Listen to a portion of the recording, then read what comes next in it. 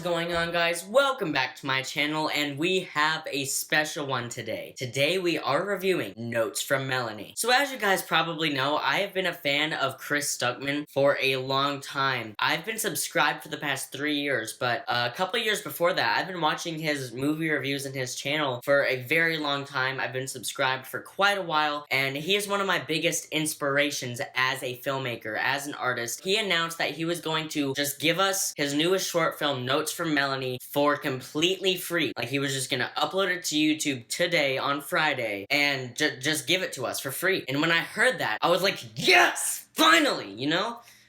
Because when you're such a big fan of someone and you're finally getting to see their work, it's pretty cool. Plus, he also entered Notes from Melanie in a couple film festivals, and it was winning a decent amount of rewards. Now, I was scared walking into this. I saw that he uploaded it, and I was scared. Like, one of my fears was, I've been a fan of this guy for such a long time. He's such a big inspiration for me. What if his films suck? That was my biggest fear. So, is Notes from Melanie good? I'm sorry, this is super heartbreaking. No, it is not. Notes from Melanie is not good in any way, shape, or form. It's amazing in every way, shape, or form. This is such a huge relief. I was so scared that his films were actually going to be bad, but I was completely wrong. Also, I want to point out that I've completely eliminated notes. There's no notes on the front of my tripod. There are no notes taped right there. These are just off the top of my head thoughts. So this film is a comedy drama. It's 19 minutes long. It is a short film, and it tells the story of this guy who's mainly known for making rip-off mockbusters. Like films that rip off really popular films and are just like completely over the top and ridiculous and just not good, like really crappy movies. And then one day he decides to write his first serious drama script because he feels unfulfilled as an artist and he really wants to make a serious film that's actually investing. And so he asked one of his colleagues, Melanie, to come over and tell him basically how his script is, and she comes over basically to tell him how terrible it is. Right off the bat, this movie is hilarious. Like, this is one of the funniest short films I have ever seen in my life. I had no idea he could do comedy this good. And as most people know, a big part of building comedy in film is the editing, when to cut to get that laugh. Editing is a huge part of that. The comedic timing in this movie is something to praise. Now, I don't know the main actor's name, but the actress who plays Melanie, Caitlin E. Newberry, was also one of the stars in Stuckmann's other short film, Auditorium 6.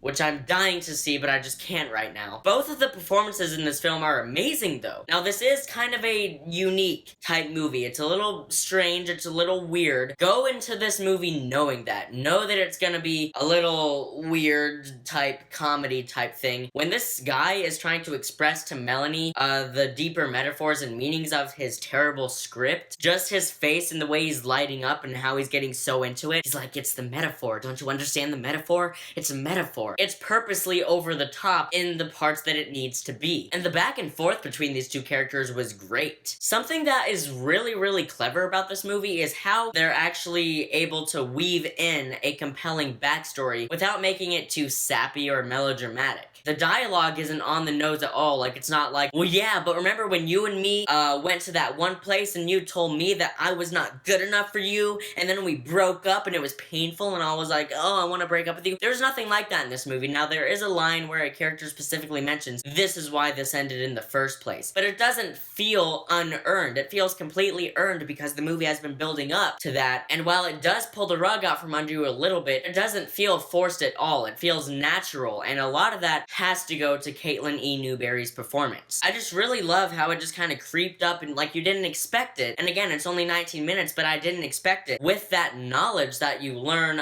around, I don't know, maybe the 14-minute mark, it makes the rest of the film that much more compelling. I also want to point out that this entire film is just one scene. It is a 19-minute scene of just these two people going back and forth. Now, that could get boring, but it doesn't. At no moment does it get boring. Now, here's the big thing, and I didn't talk about this at first because I started this video off just like praising Stuckmann and saying how much of an inspiration he is to me. So I wanted to have a nice gap between that and then this praise that's about to come up. Chris Stuckmann as a director behind the camera was one of the most shocking things about this film. Now, I had always had faith, and I had always had the hope and the expectation that Chris would be a good director, just based on how good of a film critic he is, but I had no idea it would be this good. This entire film is one scene, as I said, but the last 6 minutes, it's all one take, and it's going back and forth, just like panning back and forth between each character as they're coming to this big climax, which, by the way, the climax is amazing. And you just get this well of emotion, like you're cheering for these characters. You want this guy to succeed in his field. It was so great to watch the two of them go back and forth, trying to pick apart how to make this script good, because you actually hear what was in that script, and it's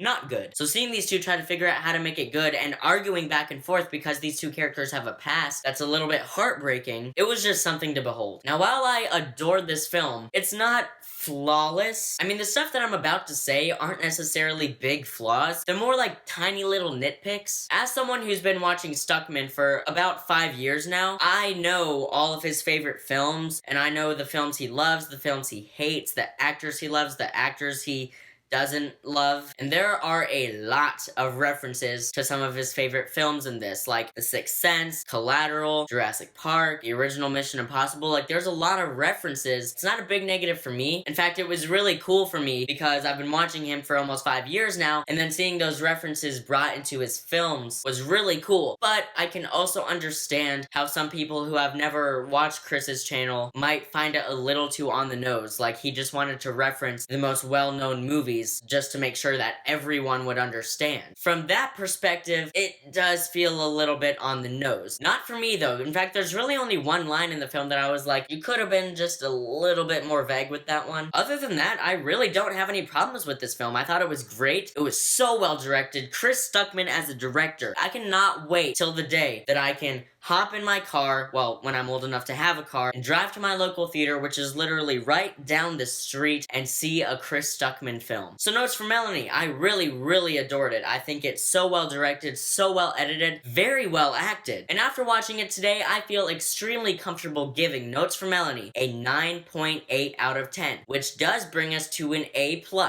on the grading scale. Guys, it's on YouTube right now. Just go to Chris Stuckmann's channel, watch it. I guarantee you will have a blast, but go in knowing that it's a little bit of a twisted comedy. Not necessarily dark, but just a little out there. If you go in knowing that, I think you're gonna love it. Thanks so much for watching, guys. It really does mean a lot. I'll see you in the next video, and until then, keep writing, keep shooting, and keep editing.